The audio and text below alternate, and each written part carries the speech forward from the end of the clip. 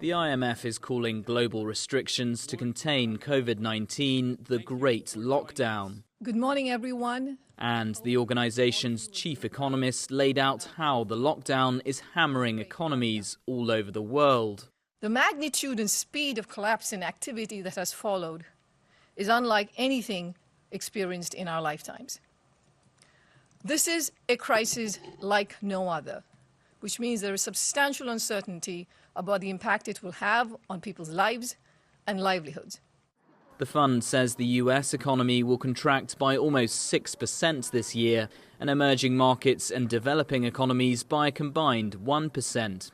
Italy, the hardest hit country in Europe from COVID-19, is expected to see its economy shrink by more than 9%.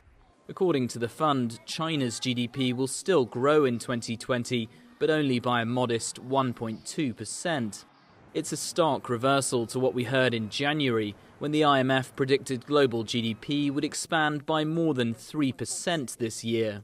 The US capital would normally be full of economists, journalists and finance ministers for the IMF World Bank spring meetings, but this year the events have gone virtual. The IMF also released its latest global financial stability report on Tuesday, saying early interventions by central banks have been working so far. As a result of these actions, investor sentiment has stabilized in recent weeks.